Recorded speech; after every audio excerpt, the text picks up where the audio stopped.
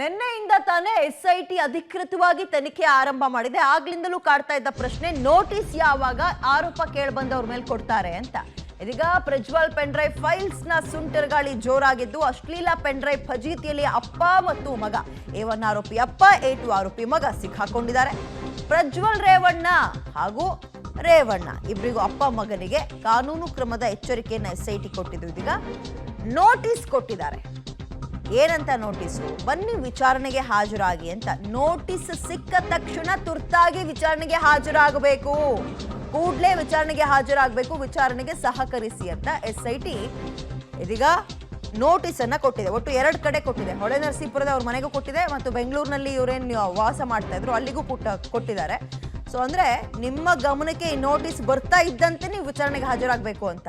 ರೇವಣ್ಣ ಅವರೇನೋ ಬಹುಶಃ ಹಾಜರಾಗಬಹುದೇನೋ ಅಥವಾ ಲಾಯರ್ ಮುಖಾಂತರ ನೋಟಿಸ್ ಕಳಿಸ್ಬೋದೇನೋ. ಬಟ್ ದೇಶದಲ್ಲೇ ಇಲ್ವಲ್ಲ ಪ್ರಜ್ವಲ್ ರೇವಣ್ಣ ಅವ್ರು ಏನ್ ಮಾಡ್ತಾರೆ?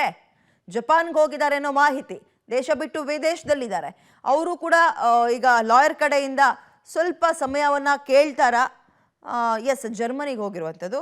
ಸ್ವಲ್ಪ ಸಮಯ ಕೇಳ್ತಾರ ಅಥವಾ ಏನು ಎತ್ತ ಅನ್ನುವಂಥದ್ದು ಕುತೂಹಲ ಮೂಡಿಸ್ತಾ ಇದೆ. ಈಗ ಸತತವಾಗಿ ಹಿಂಗೆ ಇವರು ಹಾಜರಾಗಲಿಲ್ಲ, ಅವರು ನೋಟಿಸ್ ಕೊಡ್ತಾನೆ ಇದ್ರು, ಇವ್ರು ರೆಸ್ಪಾನ್ಸ್ ಮಾಡಲಿಲ್ಲ ಅಂದರೆ ಈ ಇಂಟರ್ಪೋಲ್ ಮೂಲಕ ರೆಡ್ ಕಾರ್ನರ್ ನೋಟಿಸ್ ಅಂತ ಕೂಡ ಹೊರಡಿಸ್ತಾರೆ. ಅಂದರೆ ನೀವು ಯಾವ ಏರ್ಪೋರ್ಟ್ನಲ್ಲಿ ಸಿಗಿ ಅಲ್ಲಿ ಲಾಕ್ ಮಾಡಿಬಿಡ್ತಾರೆ. ಅಂಥ ಪರಿಸ್ಥಿತಿಯನ್ನೇನಾದರೂ ಪ್ರಜ್ವಲ್ ತಂದುಕೊಳ್ತಾರಾ ಅಥವಾ ನೋಟಿಸ್ಗೆ ಲಾಯರ್ ಮುಖಾಂತರ ಹೀಗೆ ಇಷ್ಟು ಸಮಯಾವಕಾಶ ಬೇಕು, ಯಾವುದೋ ಕೆಲಸದ ನಿಮಿತ್ತ ಬೇರೆ ದೇಶದಲ್ಲಿ ಇದ್ದೀವಿ ಅಥವಾ ಬೇರೆ ಜಾಗದಲ್ಲಿ ಇದ್ದೀವಿ ಅಂತ ರೆಸ್ಪಾನ್ಸ್ ಮಾಡಿಸ್ತಾರ ನೋಡ್ಬೋದು. ಬಹುಶಃ ರೇವಣ್ಣ ಮತ್ತು ಪ್ರಜ್ವಲ್ ರೇವಣ್ಣ ಇಬ್ಬರೂ ಕೂಡ ಲಾಯರ್ ಮುಖಾಂತರ ಇದಕ್ಕೆ ಉತ್ತರ ಕೊಡಿಸ್ಬೋದು ಆರಂಭದ ದಿನದಲ್ಲಿ ಅಂತ ಕಾಣಿಸ್ತಾ ಇದೆ. ವಿಲ್ ಸಿ ಏನು ಮಾಡ್ತಾರೆ ಅಂತ. ಹೆಚ್ಚಿನ ಡೀಟೇಲ್ಸ್ ನಮ್ಮ ಪ್ರತಿನಿಧಿ ಮುರಳಿ ನೀಡ್ತಾರೆ. ಮುರಳಿ, ಎಸ್, ಸಹಜವಾಗಿ ಇಂತಹ ಆರೋಪಗಳು ಕೇಳಿ ಬಂದಾಗ ಆರೋಪ ಕೇಳಿ ಬಂದವರಿಗೆ ನೋಟಿಸ್ ಕೊಡುವಂಥದ್ದು ವೆರಿ ಕಾಮನ್ ಪ್ರಕ್ರಿಯೆ. ಇಲ್ಲೂ ಕೂಡ ಅಷ್ಟೇ ಆಗಿದೆ ಅಂದ್ಕೊಳ್ಳೋದಾ ಅಥವಾ ಈಗ ತುರ್ತಾಗಿ ನೀವು ನೋಡಿದ ತಕ್ಷಣ ಬರಲೇಬೇಕು ಅನ್ನುವಂಥದ್ದು ಏನನ್ನ ಸೂಚಿಸುತ್ತೆ? ಈಗ ಪ್ರಜ್ವಲ್ ಅವರು ವಿದೇಶದಲ್ಲಿದ್ದಾರೆ, ಅವ್ರು ಬರೋಕ್ಕಾಗಲ್ಲ, ಏನೆಲ್ಲ ಸಂಕಷ್ಟಗಳನ್ನ ಎದುರಿಸ್ಬೋದು ಅಪ್ಪ ಮತ್ತು ಮಗ ಈ ವಿಚಾರದಲ್ಲಿ ನೋಟಿಸ್ಗೆ ರೆಸ್ಪಾನ್ಸ್ ಮಾಡಲಿಲ್ಲ ಅಂದ್ರೆ? ಮುರಳಿ, ಖಂಡಿತವಾಗಿ ವಿದ್ಯಾ, ಯಾಕಂದ್ರೆ ಪ್ರಮುಖವಾಗಿ ಇದು ಒಂದು ರೀತಿಯಲ್ಲಿ ಹೈ ಪ್ರೊಫೈಲ್ ಪ್ರಕರಣ. ಯಾಕಂದ್ರೆ ಎಲ್ಲಾ ಪ್ರಕರಣಗಳು ಕೂಡ ಒಂದೇ ರೀತಿಯಲ್ಲಿ ವಿಚಾರಣೆಯನ್ನ ಮಾಡ್ತಾರೆ. ಆದ್ರೆ ಇದರಲ್ಲಿ SITಯನ್ನ ರಚನೆ ಮಾಡಿರುವಂತದ್ದು ಮತ್ತು ಸರ್ಕಾರವು ಕೂಡ ಇದ್ರ ಬಗ್ಗೆ ಸಾಕಷ್ಟು ಮುತುವರ್ಜಿಯನ್ನ ವಹಿಸಿದೆ ಈ ಪ್ರಕರಣದಲ್ಲಿ. ಯಾಕಂದ್ರೆ ಸಾಕಷ್ಟು ಆರೋಪಗಳು ಕೇಳಿ ಬರ್ತಾ ಇದೆ. ಇದಕ್ಕೆ ಆ ಪರ ವಿರೋಧಗಳು ಎಲ್ಲಾ ವಾದ ಪ್ರತಿವಾದಗಳು ನಡೀತಾ ಇರೋ ಸಂದರ್ಭದಲ್ಲಿ ಇದನ್ನ ನೋಟಿಸ್ ಅನ್ನ SIT ಅಧಿಕಾರಿಗಳು ಕೊಟ್ಟಿದ್ದಾರೆ. SIT ಅಧಿಕಾರಿಗಳು ನೋಟಿಸ್ ಅನ್ನ ಕೊಡ್ಬೇಕಾದ್ರೆ ಒಂದು ಉಲ್ಲೇಖವನ್ನ ಮಾಡಿದ್ದಾರೆ. ವಿದ್ಯಾ, ಅಲ್ಲಿ ಗಮನಿಸಬೇಕಾಗಿರುವಂತದ್ದು, ನೀವು ತಕ್ಷಣ ವಿಚಾರಣೆಗೆ ಹಾಜರಾಗ್ಲಿಲ್ಲ ಅಂದ್ರೆ ನಿಮ್ಮ ಮೇಲೆ ಕಾನೂನು ಕ್ರಮದ ಎಚ್ಚರಿಕೆಯನ್ನ ನಿಮ್ಮ ಮೇಲೆ ಕಾನೂನು ಕ್ರಮನ ಕೈಗೊಳ್ಳಬೇಕಾಗುತ್ತೆ ಅಂತ ಹೇಳಿ ಕೂಡ ಎಚ್ಚರಿಕೆಯನ್ನ ವಹಿಸಿರುವಂತದ್ದು. ಅಂದ್ರೆ ನೀವು ನೋಟಿಸ್ ಸಿಕ್ಕುತ್ತೆ, ನಿಮಗೆ ನೋಟಿಸ್ ಸಿಕ್ಕಿದ ಗಂಟೆಗಳ ಒಳಗಾಗಿ ವಿಚಾರಣೆಗೆ ಹಾಜರಾಗಬೇಕು, ಇಲ್ಲಾಂದ್ರೆ ನಿಮ್ಮ ಮೇಲೆ ಕಾನೂನು ಕ್ರಮ ಕೈಗೊಳ್ತೀವಿ ಅಂತ ಹೇಳಿ ಒಂದು ಎಚ್ಚರಿಕೆಯನ್ನ ಕೊಟ್ಟಿರುವಂತದ್ದು. ಅದನ್ನು ಹೊರತುಪಡಿಸಿ ಈಗ ರೇವಣ್ಣ ಅವರೇನೋ ಬೆಂಗಳೂರಿನಲ್ಲಿದ್ದಾರೆ ಅಥವಾ ಹಾಸನದ ಹೊಳೆನರಸೀಪುರದಲ್ಲಿದ್ದಾರೆ, ಅವರು ವಿಚಾರಣೆಗೆ ಬರ್ಬೋದು. ವಿಚಾರಣೆಗೆ ಬರ್ಲಿಕ್ಕೆ ಯಾವುದೇ ರೀತಿಯ ಸಮಸ್ಯೆಗಳಿಲ್ಲ.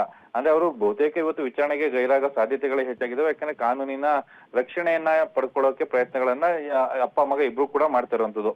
ಇದು ರೇವಣ್ಣ ಅವರ ವಿಚಾರ. ಆದ್ರೆ ಪ್ರಜ್ವಲ್ ರೇವಣ್ಣ ಅವರು ವಿದೇಶದಲ್ಲಿ ಇರುವಂತದ್ದು. ವಿದೇಶದಲ್ಲಿದ್ದ ಸಂದರ್ಭದಲ್ಲಿ ಅವರಿಗೆ ಸಾಮಾನ್ಯವಾಗಿ ಅವರ ಮನೆ ಅಡ್ರೆಸ್ ಬೆಂಗಳೂರಿನ JP ನಗರ, ಜೊತೆಗೆ ಹೊಳೆನರಸೀಪುರ ಎರಡಕ್ಕೂ ಕೂಡ ನೋಟಿಸ್ ಅನ್ನ ಕೊಟ್ಟಿದ್ದಾರೆ ಮತ್ತು ವಾಟ್ಸ್ಆಪ್ ನ ಮೂಲಕ ಕೂಡ ನೋಟಿಸ್ ಅನ್ನ ಅವ್ರಿಗೆ ಸಪ್ಲೈ ಮಾಡಿರುವಂತದ್ದು. ಅಂದ್ರೆ ಅವ್ರಿಗೆ ತಲುಪಿಸೋ ಒಂದು ಪ್ರಯತ್ನವನ್ನ SIT ಅಧಿಕಾರಿಗಳು ಮಾಡಿರುವಂತದ್ದು. ಅವರು ವಿದೇಶದಲ್ಲಿ ಇರೋ ಹಿನ್ನೆಲೆಯಲ್ಲಿ ಅದಕ್ಕೆ ರೆಸ್ಪಾಂಡ್ ಮಾಡ್ಲಿಲ್ಲ ಅಂದ್ರೆ ರೆಡ್ ಕಾರ್ನರ್ ನೋಟಿಸ್ ಅನ್ನ ಕೊಡ್ಬೇಕಾಗತ್ತೆ. ಅಂದ್ರೆ ಇವತ್ತು ವಿಚಾರಣೆಗೆ ಹಾಜರಾಗ್ಲಿಲ್ಲ ಅಂದ್ರೆ ಮುಂದಿನ ಪ್ರಕ್ರಿಯೆ ಇಂಟರ್ಪೋಲ್ ನ ಮೂಲಕ ರೆಡ್ ಕಾರ್ನರ್ ನೋಟಿಸ್ ಅನ್ನ ಕೊಡ್ತಾರೆ. ರೆಡ್ ಕಾರ್ನರ್ ನೋಟಿಸ್ ಅನ್ನ ಕೊಟ್ರೆ ತಕ್ಷಣವೇ ಅವರನ್ನ ಬಂಧನ ಮಾಡೋ ಸಾಧ್ಯತೆಗಳು ಇರುವಂತದ್ದು. ಯಾಕೆಂದ್ರೆ ಯಾವುದೇ ಒಬ್ಬ ಆರೋಪಿ ವಿದೇಶದಲ್ಲಿ ತಲೆಮರೆಸ್ಕೊಂಡಿದ್ರೆ ಒಂದು ದೇಶದಿಂದ ಮತ್ತೊಂದು ದೇಶಕ್ಕೆ ಆತ ಎಸ್ಕೇಪ್ ಆಗ್ತಾ ಇರ್ತಾನೆ. ಆ ಸಂದರ್ಭದಲ್ಲಿ ಏರ್ಪೋರ್ಟ್ ಗಳಲ್ಲಿ ಈ ರೆಡ್ ಕಾರ್ನರ್ ನೋಟಿಸ್ ಇದ್ದಂತವನ್ನ ತಕ್ಷಣ ಏರ್ಪೋರ್ಟ್ ನ ಸಿಬ್ಬಂದಿ ಬಂಧನಕ್ಕೊಳಪಡಿಸ್ತಾರೆ. ಏನಾದ್ರೂ ವಿಚಾರಣೆಗೆ ಹಾಜರಾಗ್ಲಿಲ್ಲ, ಮುಂದಿನ ಕ್ರಮಗಳನ್ನ SIT ಈಗಾಗಲೇ ತಯಾರನ್ನ ಮಾಡ್ಕೊಳ್ತಾ ಇದೆ. ಬಹುತೇಕ ಇವತ್ತು ವಿಚಾರಣೆಗೆ ಹಾಜರಾಗ್ಲಿಲ್ಲ ಅಂದ್ರೆ ಇನ್ನೊಂದು 2-3 ದಿನದೊಳಗಡೆ ರೆಡ್ ಕಾರ್ನರ್ ನೋಟಿಸ್ ನ ಪ್ರಕ್ರಿಯೆಗಳು ಪ್ರಾರಂಭ ಆಗುವಂಥದ್ದು. ಇನ್ನು ಈ ಕಡೆ ರೇವಣ್ಣ ಅವರ ವಿಚಾರಕ್ಕೆ ಬಂದಂತೆ ಅವರನ್ನ ಬಂಧನ ಮಾಡ್ಬೇಕಾ ಬೇಡವಾ ಅನ್ನೋದ್ರ ಬಗ್ಗೆನೂ ಕೂಡ ಸಾಕಷ್ಟು ಚರ್ಚೆಗಳು ನಡೀತಾ ಇದಾವೆ. ಇವತ್ತು ವಿಚಾರಣೆಗೆ ಹಾಜರಾಗ್ಲಿಲ್ಲ ಅಂದ್ರೆ ಮುಂದಿನ ಹೊತ್ತುಗಳಲ್ಲಿ ಯಾವ ಕ್ರಮಗಳನ್ನ ಕೈಗೊಳ್ತಾರೆ ಅನ್ನೋದ್ರ ಬಗ್ಗೆನೂ ಕೂಡ ಸಾಕಷ್ಟು ಕುತೂಹಲ ಮೂಡಿಸ್ತಾ ಇರುವಂತದ್ದು. ವಿದ್ಯಾ, ಧನ್ಯವಾದ ಮುರಳಿ ತಮ್ಮ ಡೀಟೇಲ್ಸ್ಗೆ.